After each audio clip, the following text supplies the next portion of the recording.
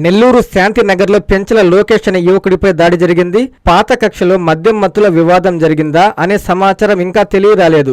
నెల్లూరు శాంతినగర్లో ఇద్దరు యువకుల మధ్య తలెత్తిన చిన్న వివాదం పెద్దదిగా మారి కత్తులతో దాడి చేసుకునే వరకు వెళ్లింది. ఈ ఘటనలో పురుషోత్తం మరికొందరు యువకులు పెంచల లోకేష్ పై కత్తితో దాడి చేశారు. తీవ్ర గాయాలైన లోకేష్ ను నెల్లూరు ప్రభుత్వ ఆసుపత్రికి తరలించారు.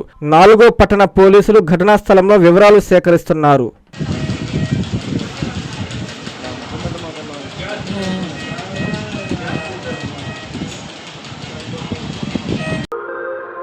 క్రీడా ఉపాధ్యాయులను తయారు చేయడంలో మేటి స్థానంలో నిలిచిన Alexa college of physical education 2026-2028 విద్యా సంవత్సరానికి బీపీఎడ్ కోర్సుకు దరఖాస్తులను ఆహ్వానిస్తోంది.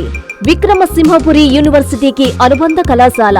అర్హత, అనుభవం కలిగిన అధ్యాపకులు, అన్ని వసతులు కలిగిన తరగతి గదులు, చక్కని లైబ్రరీ, విశాలమైన ఆట స్థలం, పలు రకాల క్రీడల్లో ఆచరణాత్మక శిక్షణ. ఇవి Alexa college of physical education ప్రత్యేకతలు. క్రీడా ఉపాధ్యాయ వృత్తిని ఎంచుకున్న ఆశావహులకు ఇది చక్కని అవకాశం.